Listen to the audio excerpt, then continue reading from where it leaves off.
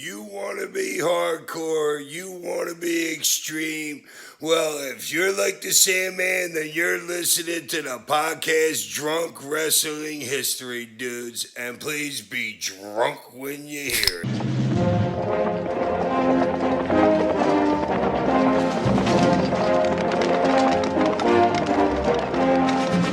We've got Bush. I like to fuck. Do you like to fuck?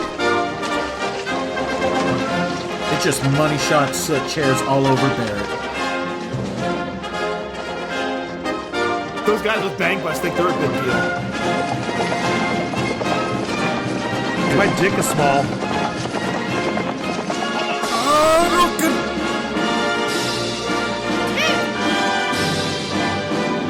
Boy, Yowie wowie! Welcome to the season premiere of Drunk Wrestling History. I'm your designated host, Adam, and they are the Drunk Wrestling Historians. This is Eddie.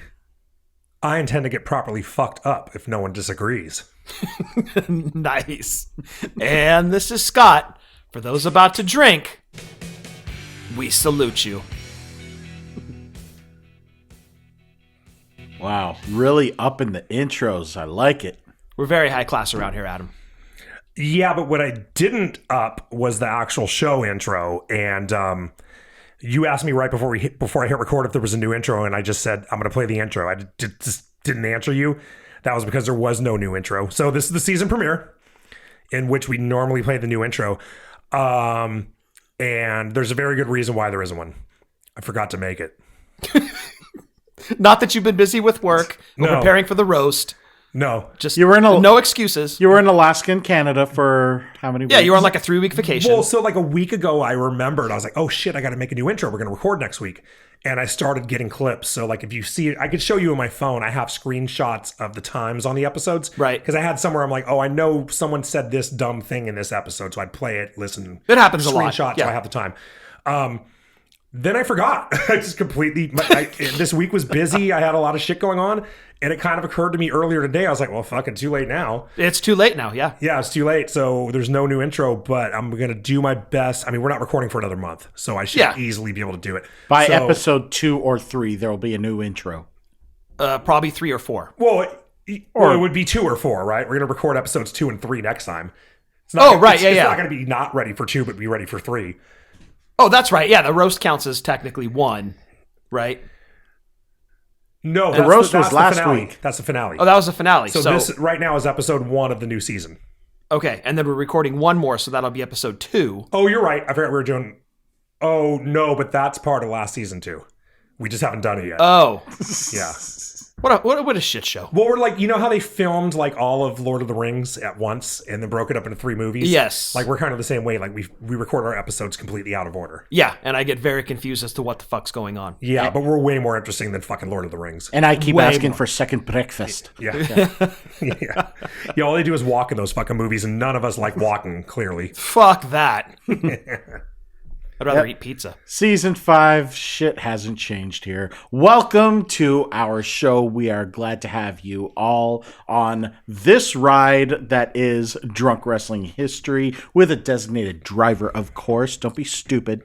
But thank you to all of you who have been listening to us for 4 seasons now. 4 and seasons. This is for 4 seasons. 4 fucking years. That's crazy. That's a good chunk of time, and like, wow, I'm speechless. Maybe this water here is getting to me. Are we sure it's water? No. Is it Yeah. a non-alcoholic beer like you had in Seattle? Yes, it's something like that. The weird thing was, I knew what it was. Eddie was questioning it. You should have tried it. Yeah, I was like, what is NA beer? I'd never heard of NA beer. I don't know. I just jumped in. Oh yeah, I'll take one of those. Yeah. Like, Adam's getting hammered tonight, dude. Yeah. Fucking do it. Yeah. No, Carissa got hammered that night. It was. And then we went to a German beer hall the next day. Yeah. That was fun. Nice. Yeah. Anyways, No matter how long you've been listening to us, welcome to our adventure, and we would like to tell you to head over to whatamaneuver.net so you could get Drunk Wrestling History t-shirts. You can also get tank tops, hoodies, and onesies, especially for miniature drunk marks and drunk marquettes that you have. Drunk Wrestling History logo loud and proud on the chest. You could look like a true drunk wrestling historian by heading to whatamaneuver.net and buying a fucking shirt. Buy a fucking shirt. Buy a fucking shirt. Season 5 shit hasn't changed. Buy a fucking shirt. Yeah, because mommy needs a new case of beer.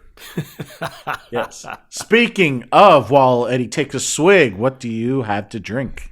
I'm drinking a can of Anchor Steam, which I've addressed this before, is one of my favorite breweries. They've been making beer in San Francisco since 1896. Officially under that name, but they've actually been making beer since right after the gold rush, like 1853 or some shit. And they recently closed, and a few people are trying to buy it and resurrect it, and I'm hoping they do. But if they don't, I've got about 8 cases of it in the garage. Nice. That's a stockpile. Uh-oh. It looks like I'm drinking it as well. But before the show, you had a little mishap. Yeah. A little premature beer foam all over the table.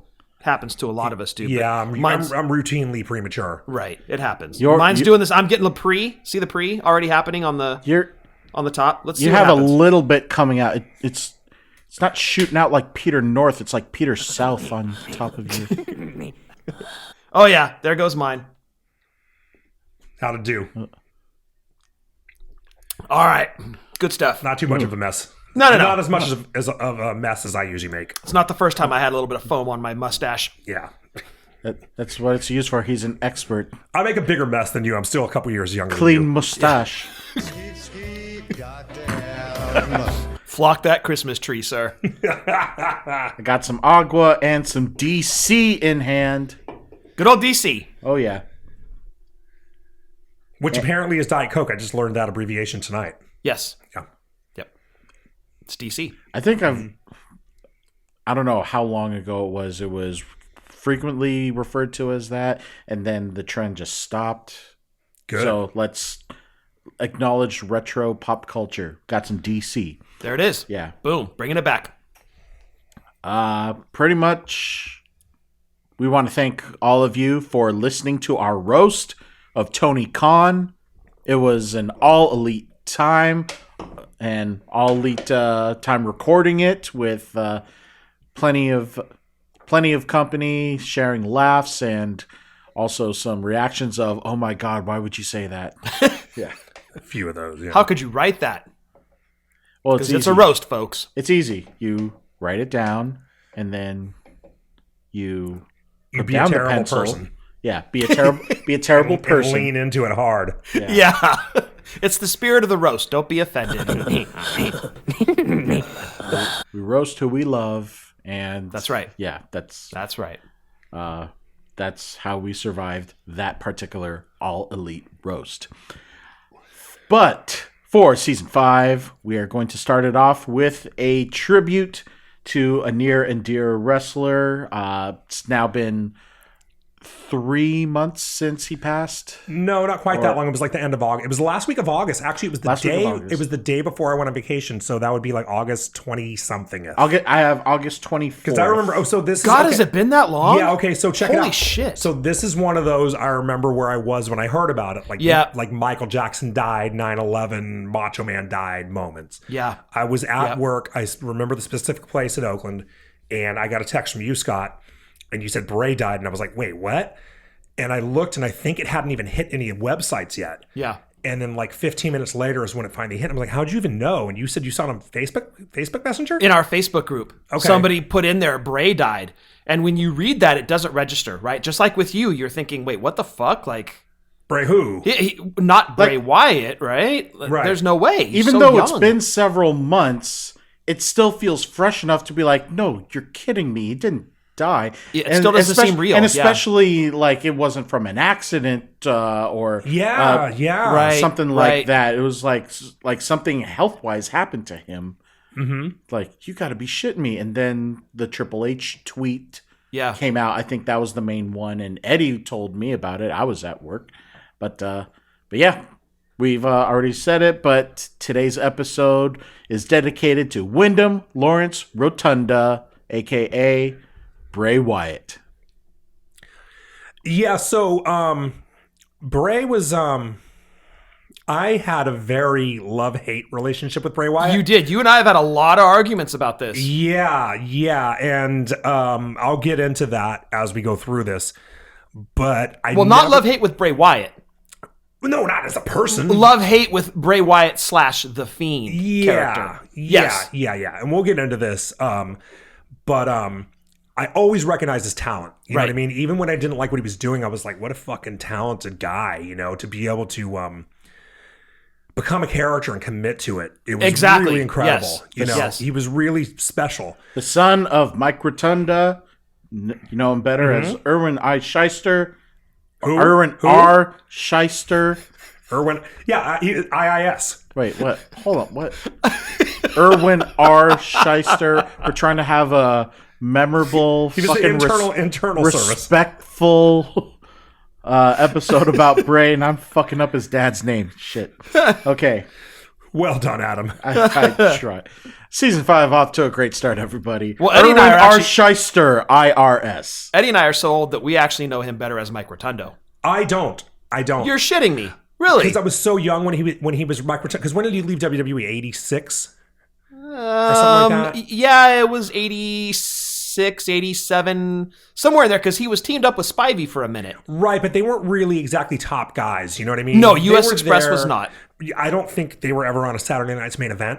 Maybe one. Maybe okay, one. You're talking about with Barry Windham, US Express? No, actually with Dan Spivey. Oh, yeah. Because that would have been more your time, was if Rotundo that's the and case, Spivey, then 84 to 86 before his 1991 return. Yeah, so by 86, like that was around, it was like late 85, 86 when I started watching. At that point, they were not a huge part of the show. Yeah. I'm sure I saw him, but I'm sure by the time he came back as IRS, I didn't remember him anymore. Got it. I was aware, just even back then. Well, because you rented the tapes, right? So you watched WrestleMania 1, so you were aware of... Right. You probably saw him on a Saturday morning show. Probably, yeah. But you definitely knew him more as IRS. IRS was, yeah. He was IRS to me. I mean, even Barry Windham was really the Widowmaker to me. Oh, Jesus Christ. I know, how sad is that? Oh, my God. I know. I broke my heart, dude. I remember him more as the Widowmaker. Oh, for fuck's sake. Because I wasn't watching WCW at the time. Yeah. I understand. So no cable. I get it. Yeah, but IRS was his dad, right? And Wyndham was his uncle. Uncle, yep. Which, how does this work? But that might not be like blood uncle. I'm not really sure, and Adam might be able to correct me here, but I don't know if that is his blood uncle, or like they were so tight that they were like brothers. And so Mulligan was Wyndham's dad, right? Wyndham's dad, correct. Because Mulligan was Bray's grandfather. Yes. Yeah.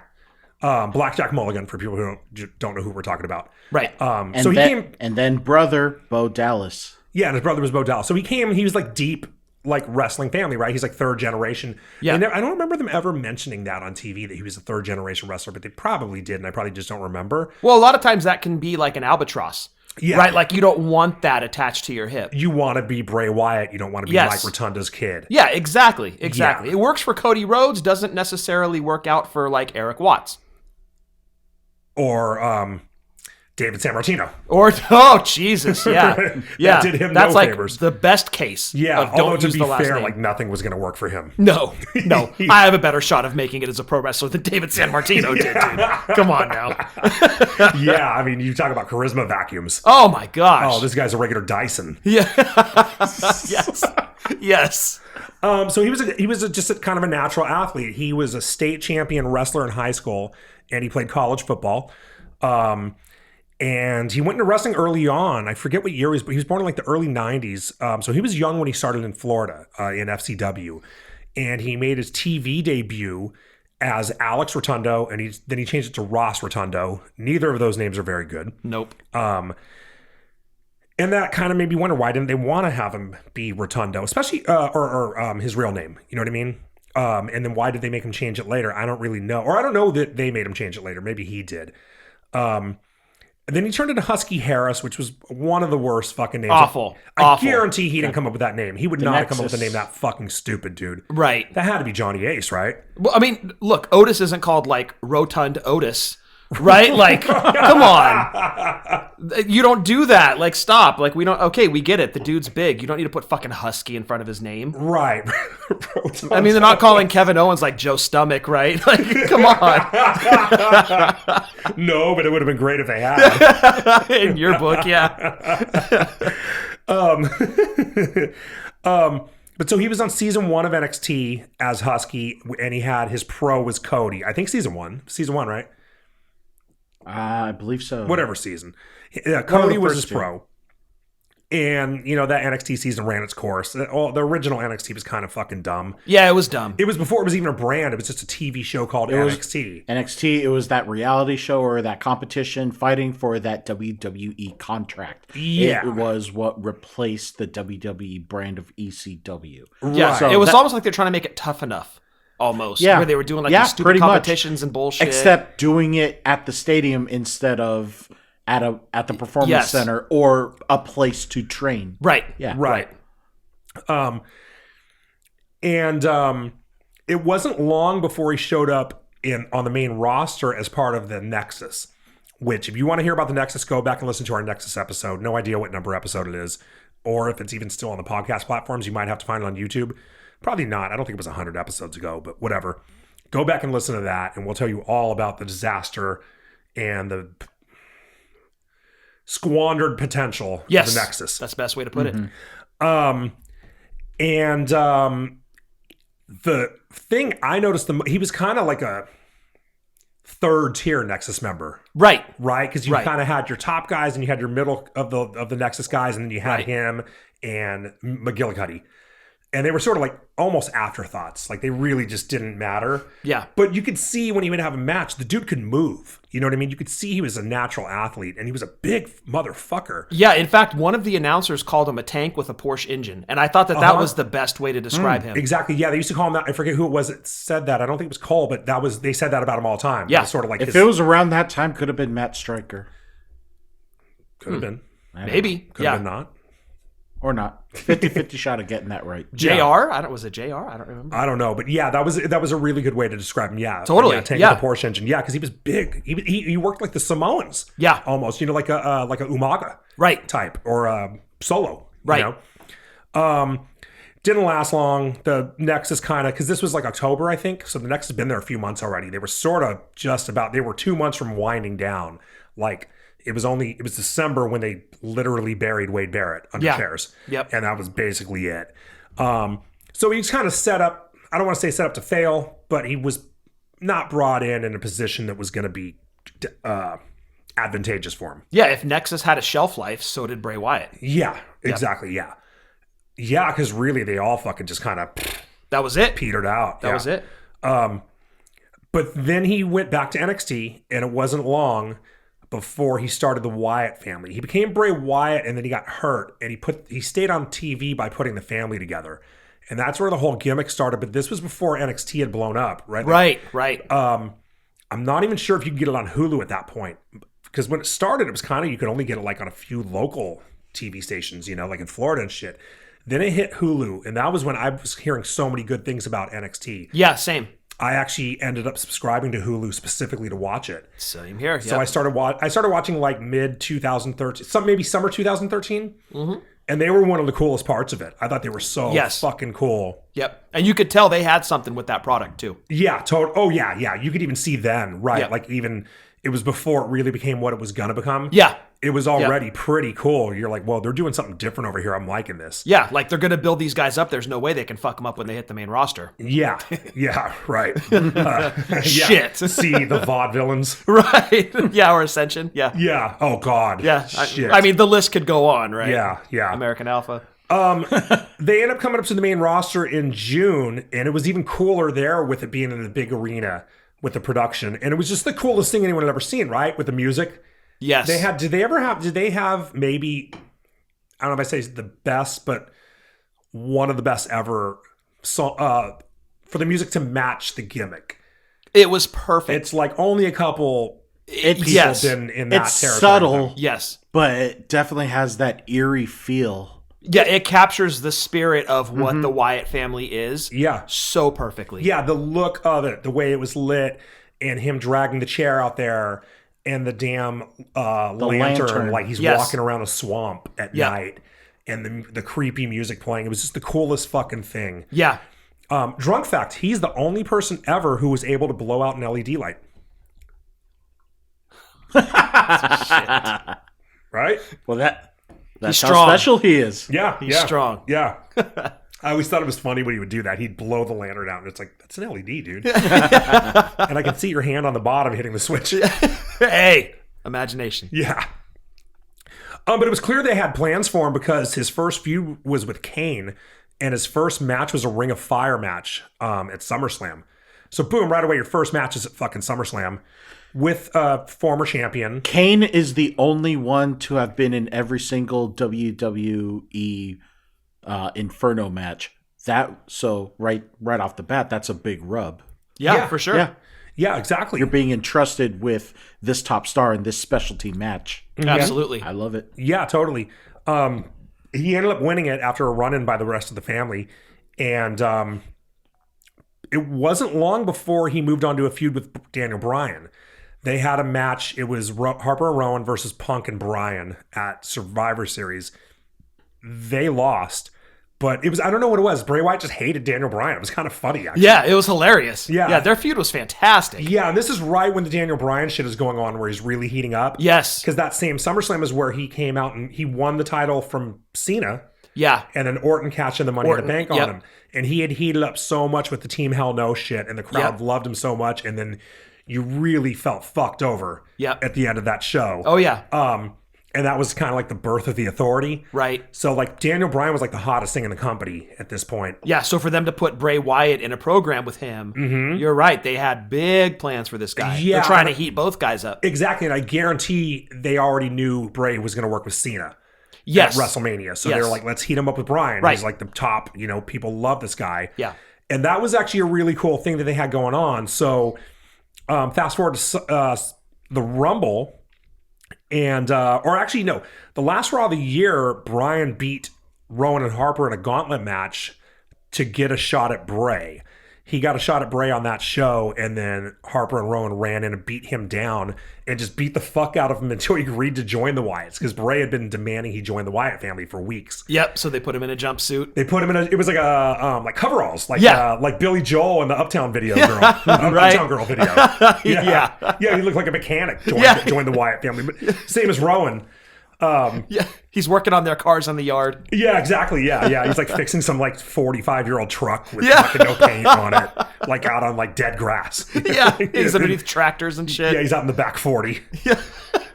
And that only lasted a couple weeks, and then at the Rumble, Bray beat Bryan, right? At the Rumble, I believe he did. I think he did. Yeah. Yeah, and then he did, because it was kind of like, oh, Daniel Bryan for WrestleMania is clearly not the plan because he just lost at the Rumble. Yeah. You know what I mean? You don't lose at the Rumble if that's the plan. And later in the night, they jumped John Cena and made him lose the title to Orton, which set up WrestleMania with Daniel Bryan. And then, so then Bray kind of goes into a thing with Cena, getting ready for WrestleMania. And then you get to the Elimination Chamber, which is a month later. And they had, I think, I've never been a big fan of, I love tag team wrestling. I don't really love when you get more than 2 guys or 4 guys in the ring at a time. Yeah. You can have some good 3-on-3 matches, but beyond that, they just get sloppy. Yes, and very you get much guys that take a clothesline and have to sell it for 5 minutes on the floor. I hate that. Yeah, we've talked about this on the show before. It gets kind of silly. Yeah. This was my favorite 3-on-3 match of all time, I think, because I loved the Shield. I thought the Shield were so fucking cool. Yeah. And I loved the Wyatts. They were probably like, it was almost, it would be like a tie for me at this point between the two. I loved them both. And I really thought going into it, the Shield was going to win. Because even then, you could see they had plans for Roman. You know what I mean? You could just see him and just be like, he's going to main event You knew WrestleMania. Vince had a hard on for that fucking guy. Yeah, you're like, this guy's going to be a main eventer, WrestleMania main eventer soon. And he was, just 15 months later. Well, here we are 10 years later, and like, okay, they were so fucking right. Like, yeah, exactly. Roman is like next level shit, dude. Totally, yeah. They spotted that shit fucking, a lot. Yeah. I totally thought they were going to win, but the Wyatts beat the shit out of them. They didn't just beat the shit out of them. They were like making them disappear. You know what I mean? They were fighting to the crowd. It would be like Rowan would take Rollins out into the crowd, and Rowan would come back, and you never saw Rollins again. Right. I remember Chris and I watching it, and we were like, dude, they're just like picking them apart. Like they're just destroying this team. And they won the match, and it was the coolest fucking match I've ever seen. Yep. And that's a big deal to get that win over the Shield, because they were really pushing the Shield as like the next guys. And they'd all been champions at that point, right? Right. They'd been tag champs. They'd been U.S. champion, Intercontinental champion, I think. Yeah, grabbing every gold except for the heavyweight. That's right. But still, if you get loaded up, you need to be taken seriously. These guys have credentials. Yeah. Yeah. And the Wyatt family does not beat the Shield unless you have plans for the Wyatt family. Exactly. Yeah. Then you get Cena versus Bray at WrestleMania, which was a huge fucking thing for a rookie. You know, that you talk about your first year, you work with the top guy in the company at the top show of the year. And I will say this forever. Bray should have gotten the win at that show. I agree. Cena didn't need it. Didn't need it. That's exactly it. He did not need it. Just like the next year at 31, he didn't need the win over Rusev. It would have done Rusev a bigger favor. But out of those two, Rusev or Bray, I think Bray should have gotten the win at 30. Yeah, totally. I completely agree. And I'll get to 31 in a minute. Oh, okay. Because I have more to say about that show. Oh, excellent. So then they you go to WrestleMania, they had the match with Cena. It was a cool match. Who the hell was it that buried that match? Was it goddamn Zbyszko? Buried that match? Yeah, they said something like, why'd Cena jump off the top rope onto the other guys? Oh, dude, instead come of jumping on. off the top rope on a Brain. I was like, dude, if you've been paying attention to what these guys have been doing to him. Yeah, exactly. You know, I was like, shut up, Zbyszko. No, I think it was Zbyszko. He's the guy that fell asleep during his Hall of Fame speech, right? I don't know if I don't think he exactly fell asleep. I think he went into he was like sleepwalking through it. Yeah. Sleep talking. Sleep talking. Yeah. Like he didn't know where he was or what he was saying, but he was kept going. Yeah, something more coherent from Eugene. Yeah, or me after a couple more of these beers. Cheers. So Adam, how did the Wyatts split up? Because I left that out of my notes. He set them free. Okay. It was, I believe, after Mania, usually do the draft. Mm-hmm. It was pretty much that superstar shakeup, and it was more built into storyline that he wanted to set them free. Okay, so they all kind of went solo. Rowan didn't do a whole lot. Harper actually had a pretty cool run. Bray stayed Bray for a couple years, just regular Bray. And then shit started to get kind of weird. He had the match with Undertaker the following year. Yeah. Which that was when I thought Undertaker should have lost. Agree. Yes. Like, there was no reason for him to lose to Brock. I always thought that Undertaker should have lost his last match. He should have lost and then retired.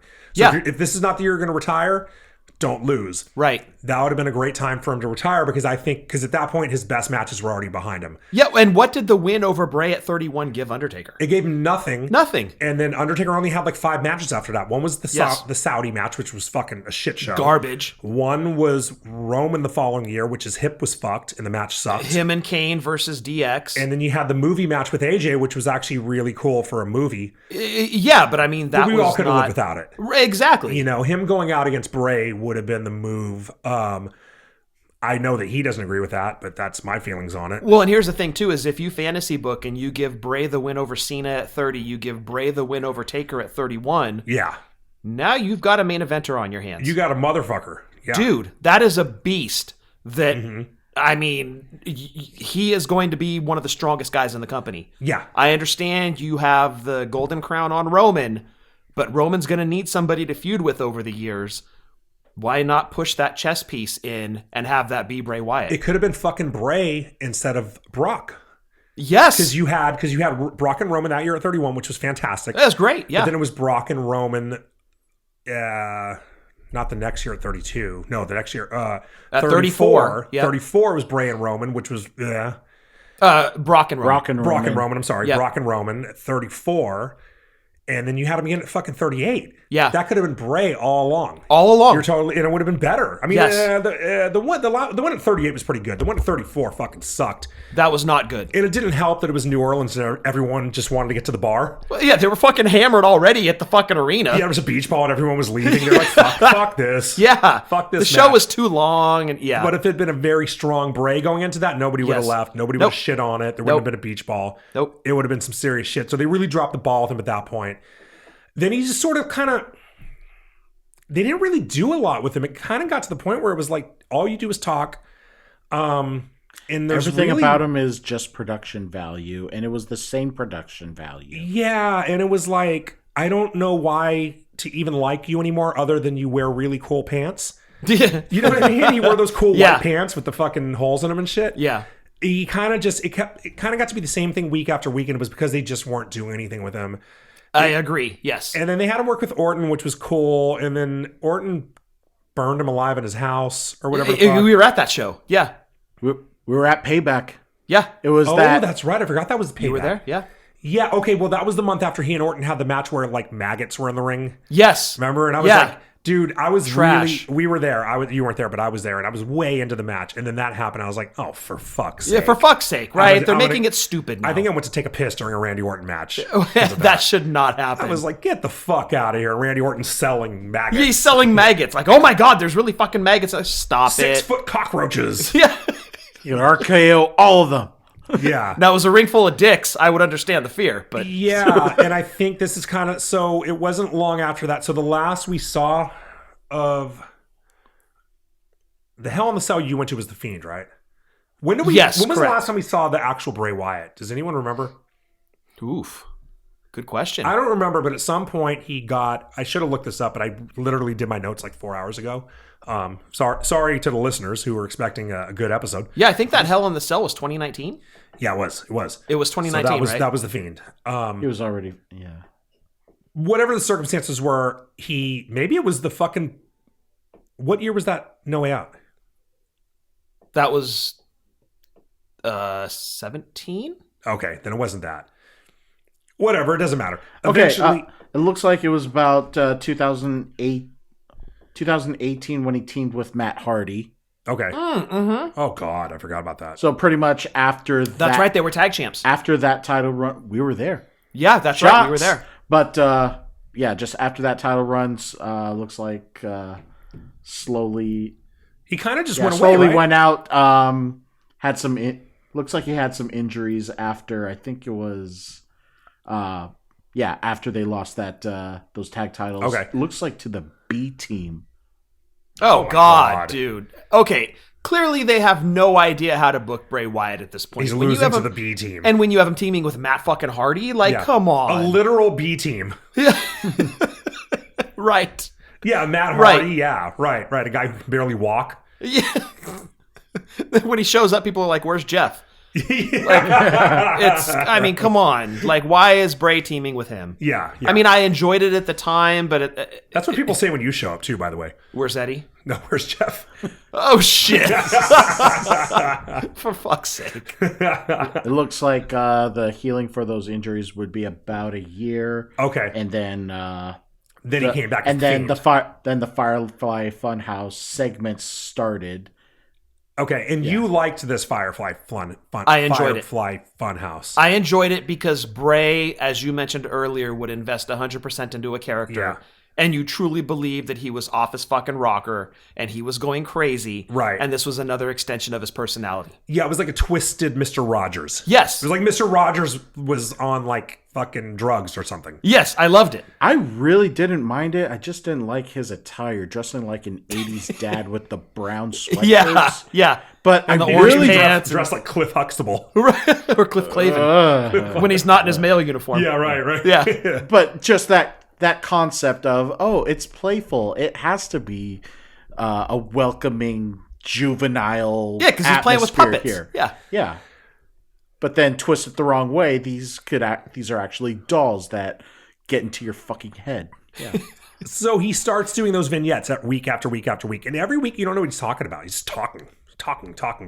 Right. It was like watching Ultimate Warrior promos back in the Kind of, day. or Jimmy Snuka. Yeah, right. I Yeah. had no idea what he was talking. What was the thing he said? I heard a clip of him the other day saying, "Oh man, I wish I could think of it. The hateness is the." He said the word hateness. Not Whatever. hatred, huh? Interesting. Yeah, whatever. And then it starts to be like in the video, you see the Fiend pop up for a second. Yeah. And it was like, oh, what is this? Okay, this looks cool. Now you Yes. got my attention. We have This this looks fucking cool. monster emerging from all this. And this kind of went on like all summer. Like it started in June. And then he ends up having his debut match at SummerSlam taking on Finn Balor. Yeah. in Toronto, which Carissa and I were at. Shots. It was a great show. That was Edge's first time back. He came out and hit somebody with a spear, and I forget who it was. Was it Elias? Probably. I think it was Elias. Yeah. And Dolph Ziggler lost to Goldberg twice, I think. For fuck's sake. Yeah, right. Poor Dolph Ziggler, dude. I know. You know what? Here's a toast to fucking Dolph Ziggler I'd have a losing his sip and I'm goddamn out. job. It sucks. Dolph. And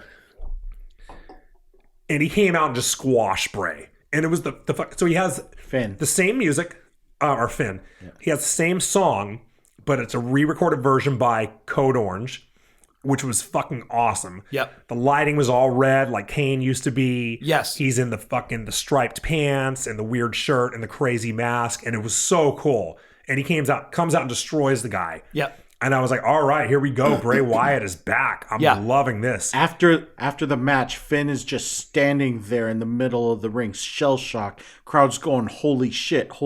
Yeah, it was awesome.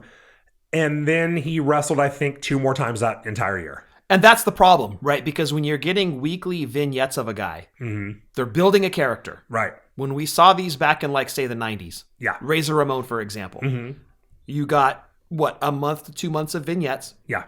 Then the introduction of the character in the ring. But then that guy would show up every week and wrestle at the next pay-per-view. Boom. Next week on TV, he's on TV. And then he continues to wrestle every single week on TV and the pay-per-views. We didn't see Bray in the ring enough. And I think ultimately that's where you fell off the Fiend bandwagon. I really did. Because you weren't seeing him in the ring enough. And, okay, the character development is cool, but if you're not seeing the payoff in the ring... Right. I get where you fell off. Yeah, it was like, why do I care about this guy if he's never going to wrestle? Yes, it's exactly. almost as if like the company is forcing him down our throats, even though he's showing up every week. It's like, forcing him down our throats at these premium. The fuck happened to Perfect Strangers? Go ahead. Oh no, that was different. That was last season. No, you're talking about forcing something down people's throats. Okay. So you don't really get that impression that he's able to wrestle, but he's always getting it. There we go. That's the music. And so he's getting like this use his name hierarchy to just get these premium matches. And then every week on SmackDown or Raw, whatever it was, you're just forced to watch his production value. It's always that high-pitched screaming. Always those guys, they have to roll those flashlights while he does the mandible claw. You also can't appreciate it because you're just flashlights. You can't fucking see what he's doing in there. So that's why I got annoyed with The Fiend, and it just didn't work for me. Yeah, it just kind of got lame. Yeah. So you weren't on the Fiend bandwagon at all? Not really, no. At first, maybe, but then... At first, that Finn match at SummerSlam, I agree with the crowd. Holy shit. But then... that's all it was, just premium matches, which it doesn't seem like he truly deserved. So do you think maybe The Fiend was more created to sell merchandise and toys than he was to wrestle in matches? That's actually a good point. I don't doubt that. They made a shit ton of Fiend merch for somebody who was only in the ring a few times. I don't think The Fiend was created for that because I believe he created but it The turned Fiend. into it. But I don't doubt The Fiend was approved as a character for that reason. You know what I mean? Yeah. If that makes sense. Like, he didn't come up with that in mind, but I could see Vince's fucking wheels turning in his head. Oh, we're gonna sell a lot of figures, pal. Dude, they sold a lot of belts. They sold a lot of masks. Yeah. They sold a lot of fucking gloves. They sold a lot of action figures. That's for damn sure. Like, totally. Yeah, it turned into a merch machine, I think. Yeah. But unfortunately, we weren't getting that in ring. And to that extent, I do agree with you. Yeah, and it was like when he did appear in the ring, it was the end of Raw. It was the lights go out. Yeah. They pop up in red, and he has someone in the mandible claw, and they go off the air. Right. I saw you that could barely so many see. times, dude. Yeah. You know, it got repetitive, and then he had that swamp match with Braun Strowman, and that was Everything really just just became kinda- production. There didn't seem to be fundamental wrestling or just some kind of wrestling foundation with him anymore. Yeah, and then it would have been okay. So when was that Hell in a Cell match with Rollins? Was that that was in 2019. that was 2019? Yeah. So even by the end of 2019, so you're talking 4 months later, it was like, what do we do with this guy? oh, have Rollins fucking kill him with a sledgehammer in the ring. You know what I mean? Yeah. And In then a red cell with red lighting. It was bad. I was there live and it was horrible. Yeah, you couldn't even see it. Horrible. You said people were leaving during the match. People were leaving during the match, Yeah, dude. during a cell match. Yeah. People were leaving. Yeah. Yeah.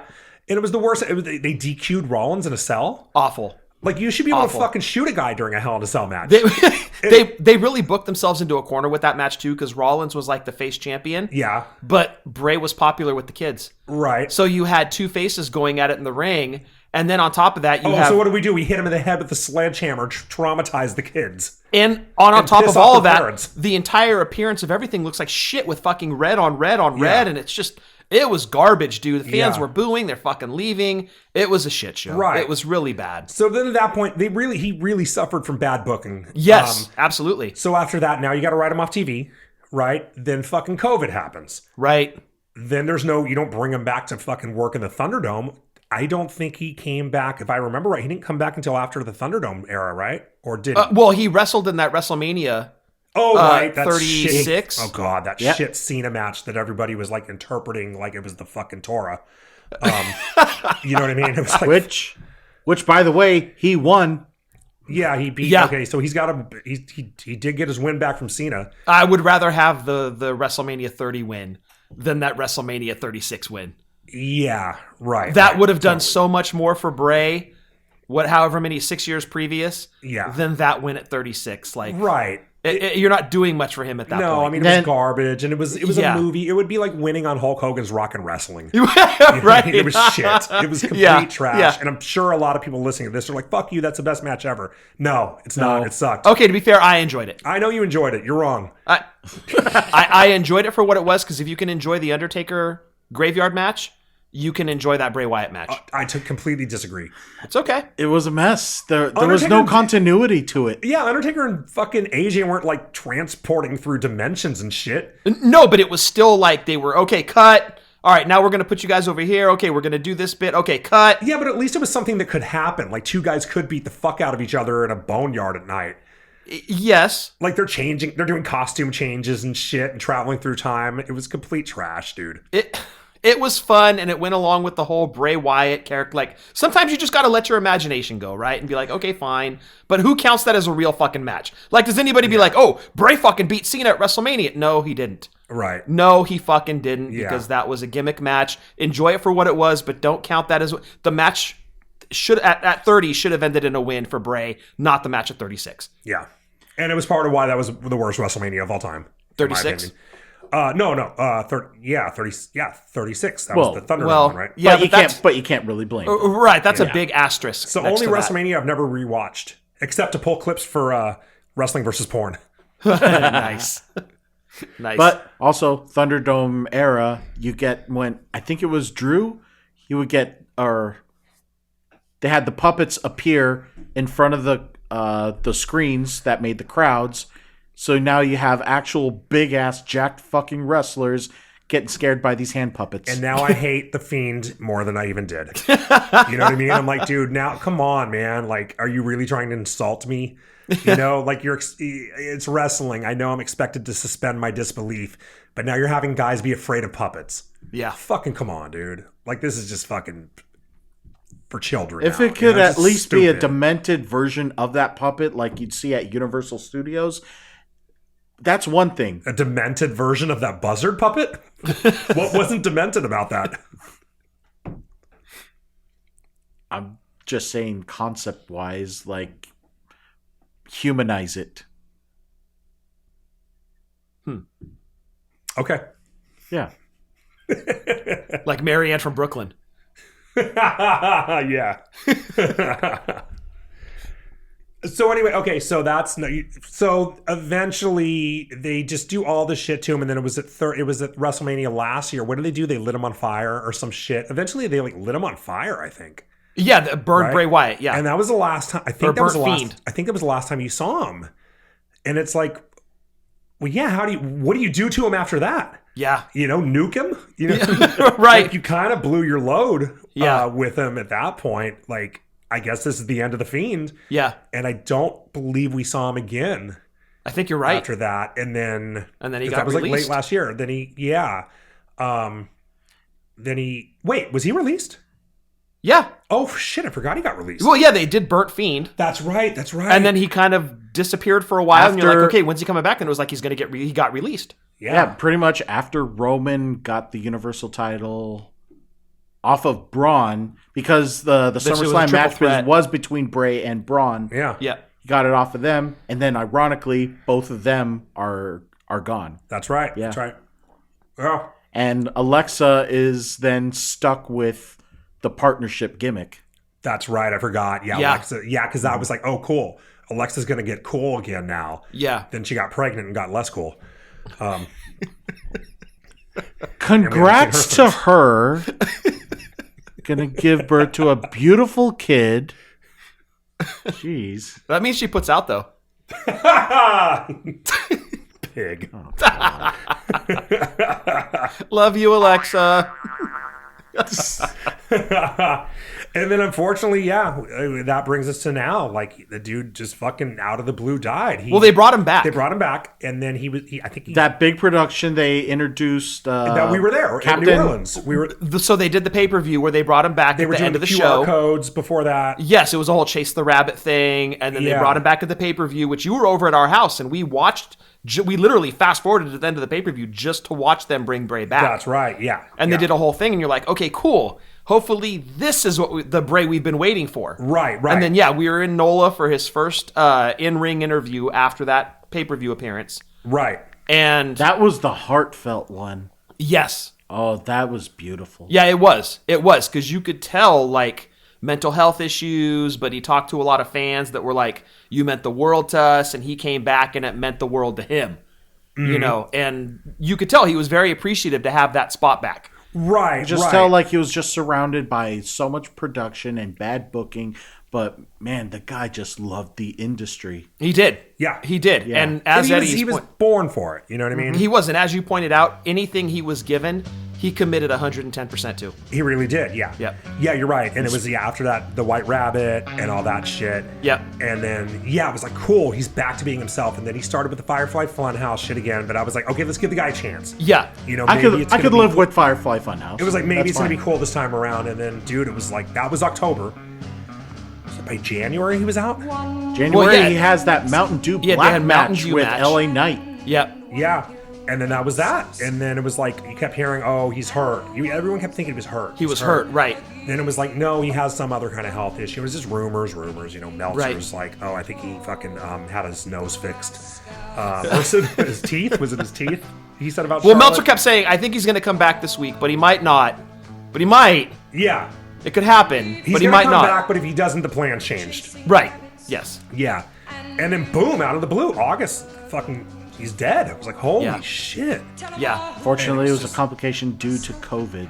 Yeah. Complication that escalated as a result of it. But yeah. That's what it was. What a fucking disaster, man. Like, what a talented fucking guy. Yeah. You know, it was like, fuck, you know? I equate it to musicians that we've lost way too soon, like Dimebag Darrell.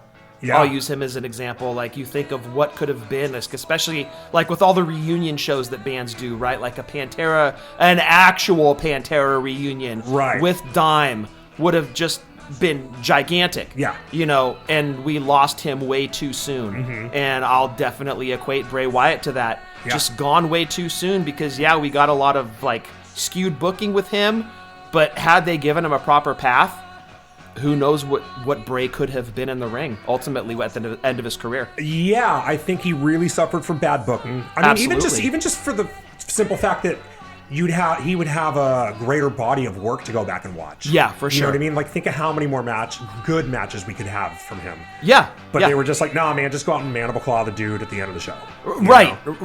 I mean, to go back and create like a playlist of Bray Wyatt matches, unfortunately, that playlist is going to be super fucking short. Yeah, exactly. Yeah, and I think he was just, he thought about wrestling in a different way for most people. Yeah. You know, and just, I can't think of anybody else that did such a cool character and, like we said over and over, committed to it so well.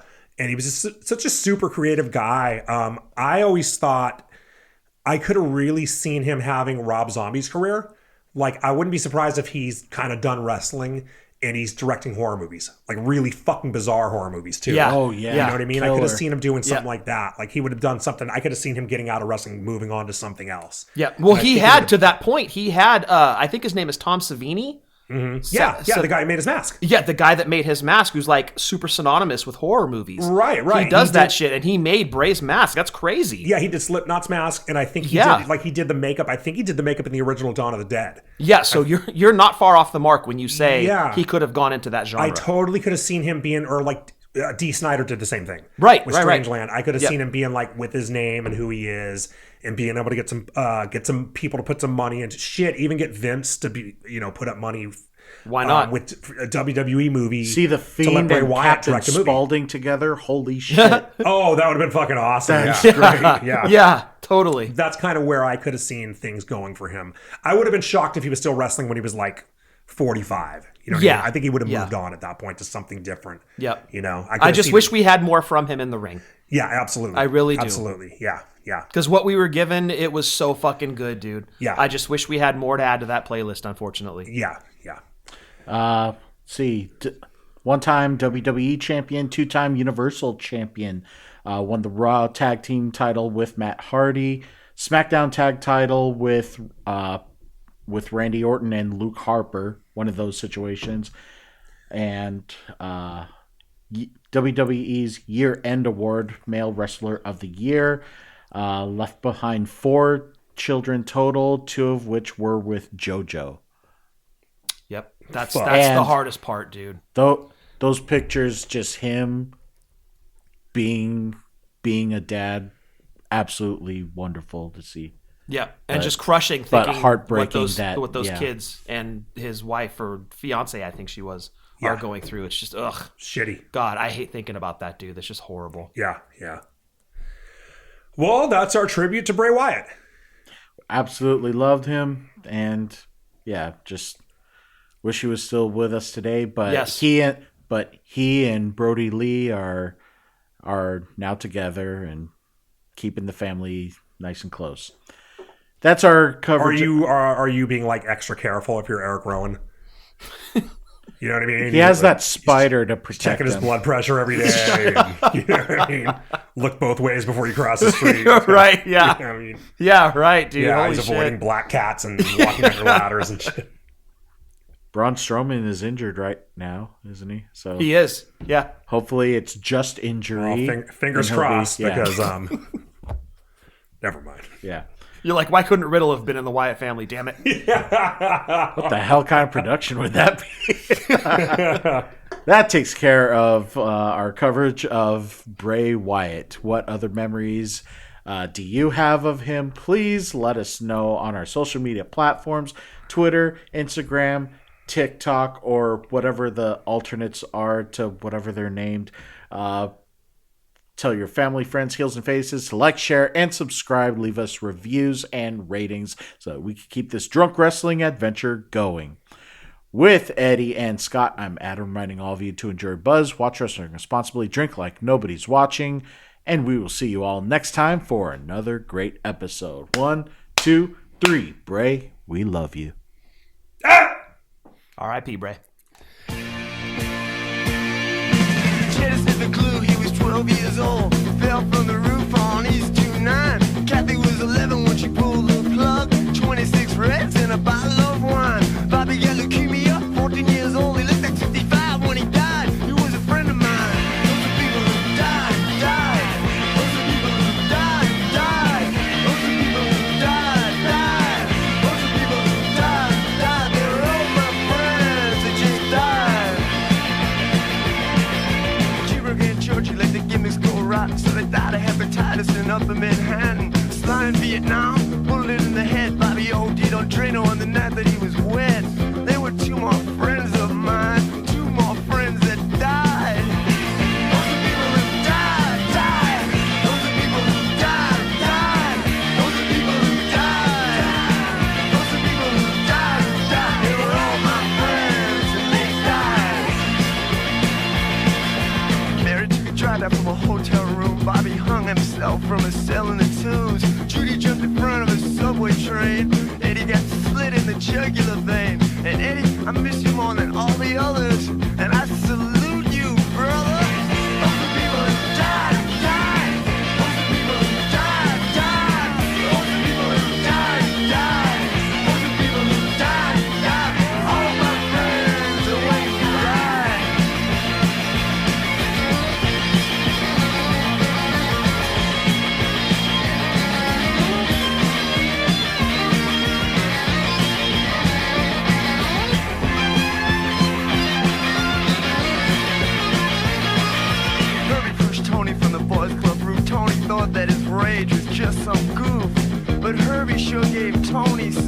some bitchin' proof.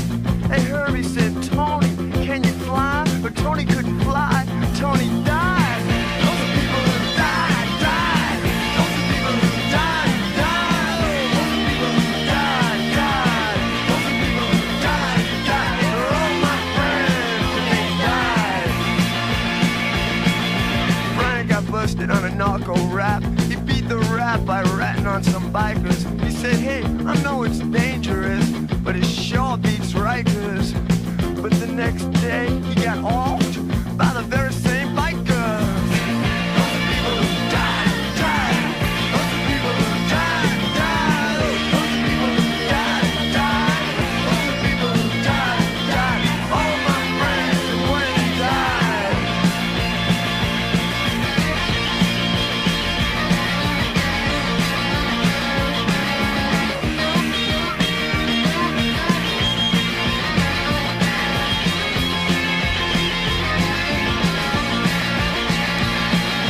Teddy Stiffen Glue, he was 12 years old.